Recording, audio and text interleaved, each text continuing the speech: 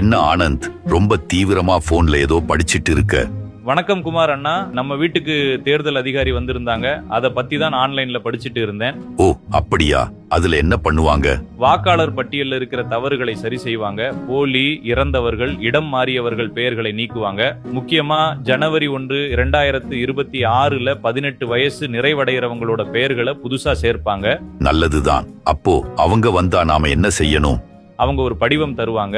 அதுல நம்ம விவரங்கள் சரியா இருக்கான்னு பார்த்து உறுதிப்படுத்தினா போதும். அச்சோ, எங்க வீட்ல இப்போ ஆள் இல்லையே. ஒருவேளை நம்ம வீட்ல இல்லனா கவலைப்பட தேவையில்லை. ஆன்லைன்லயே voters.eci.gov.in என்கிற இணையதளத்துல நம்ம விவரங்களை சரிபார்க்கலாம், திருத்தலாம், புதுசா சேர்க்கவும் விண்ணப்பிக்கலாம். இது ரொம்ப சுலபமா இருக்கே. இந்த வேலைகள் எப்போ வரைக்கும் நடக்கும்? இந்த வீடான கணக்கெடுப்பு டிசம்பர் 4 வரை நடக்கும். எல்லா திருத்தங்களுக்கும் பிறகு இறுதி வாக்காளர் பட்டியல் பிப்ரவரி 7 வெளியாகும்.